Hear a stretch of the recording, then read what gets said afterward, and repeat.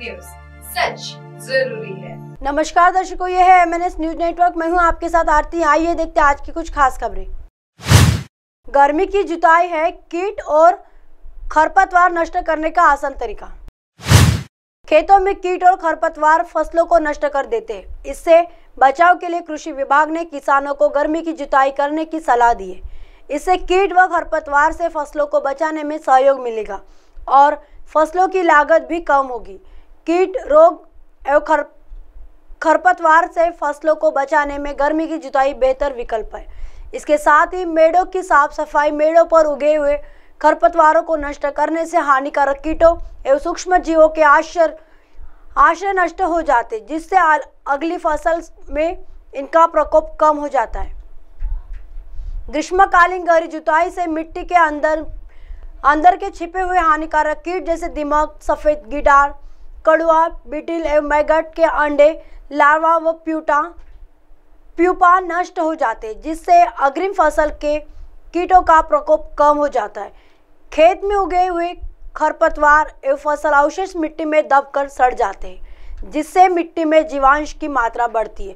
गर्मी की गहरी जुताई के बाद मिट्टी में पाए जाने वाले हानिकारक जीवाणु इर्विनिया, राइजोमोनास, स्ट्रेप्टोमाइसिस आदि, फाइटोफथोरा, राइजोकटोनिया, स्क्लेरोटिनिया, पाइथियम, वर्टिसिलियम आदि निमेटोड एवं अन्य हानिकारक सूक्ष्म जीव मर जाते, जो फसलों में बीमारी के प्रमुख कारण होते।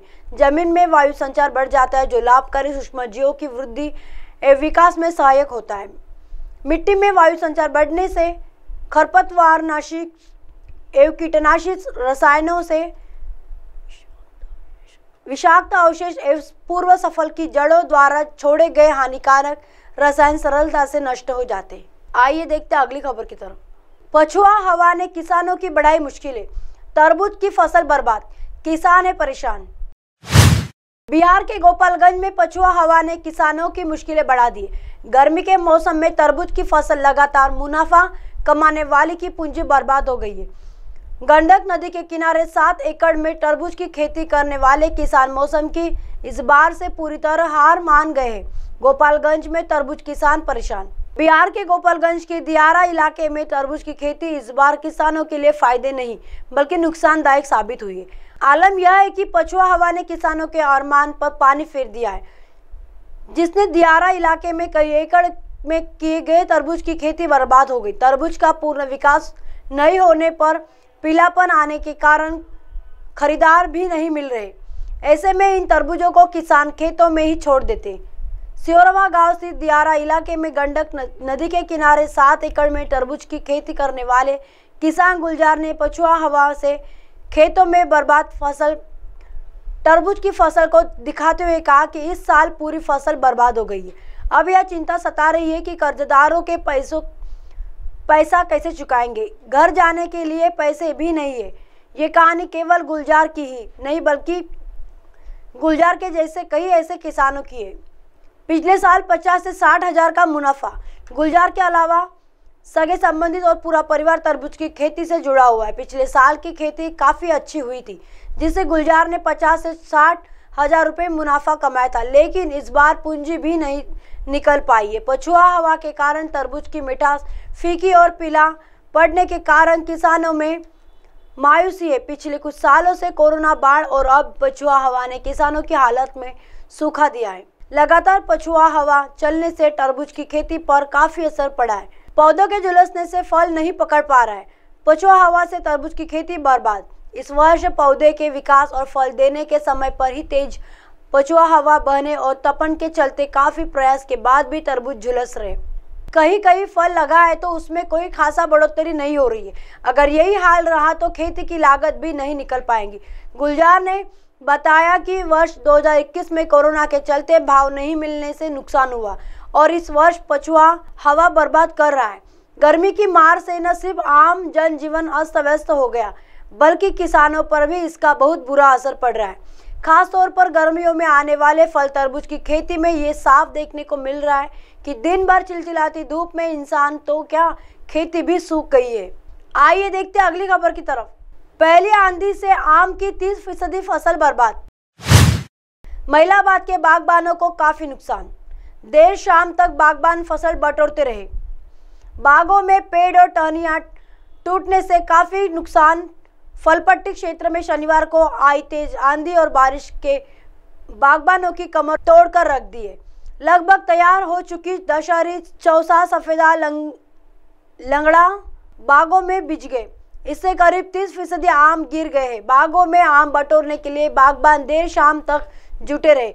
वही सीजन की पहली आंधी से बागों में पेड़ और टहनियां भी टूट गई है। मलियाबाद के शीतल नटोला के बागवान अमनीश कुमार ने बताया कि आंधी से करीब 30 और 35% आम की फसल को नुकसान हुआ है। मुजासा के बागवान विजय कुमार ने बताया कि 1 बीघा आम बाग में करीब 1 से 1.5 कुंटल आम बर्बाद हुआ है। सैला मऊ गांव के बागवान सुनील कश्यप ने बताते हुए कि इस बार अच्छी फसल व बिक्री की उम्मीद थी, मगर सीजन की पहली आंधी ने करीब 30% फसल बर्बाद हो गई। माल के बागबान शैलेंद्र सिंह ने बताया कि उनके 5 बीघा बाग में लगभग 1.5 कुंटल आम गिर गया है। रहीमाबाद के आम बागबान सऊद रईस बताते हैं कि इस बार आम के अच्छे दाम मिलने की उम्मीद थी, लेकिन आंधी में गिरे आमों को आने पौने बेचना पड़ेगा। चोटिल व फटा आम अब अचार के काम आएगा। आंधी के कारण जमीन पर गिरने से चोटिल हुआ और फटा आम अब अचार, गलका, चटनी बनाने काम आएगा। कम चोटिल आम दुबग्गा मंडी में बिकेगा। गिरने के बाद भी चोट से बचा आम ही पाल लगाया जाएगा। बागबानों के पास नुकसान की भरपाई करने के लिए कुछ इसी तरह के विकल्प बचे। बागवान बताते कि आंधी में डालों से टकराकर जमीन पर गिरा आम चोटिल हो जाता है। इसको पाल लगाने पर अधिकांश आम सड़ जाता है। दोबारा आंधी आई तो लागत निकालना मुश्किल है। बागबान आशंकित है कि 83 किलोमीटर की रफ्तार से आंधी अगर दोबारा आ गई तो लागत निकालना मुश्किल हो जाएगी। वही आम के शौकीनों की जेब पर भी भारी पड़ेगा।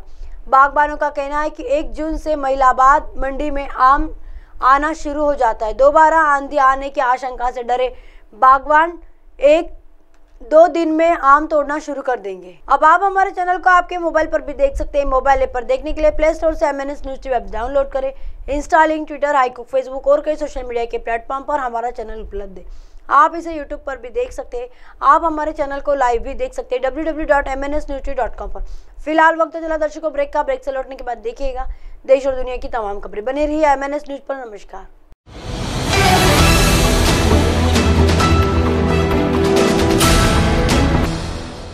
ये है MNS न्यूज नेटवर्क और आप देख रहे हैं MNS न्यूज।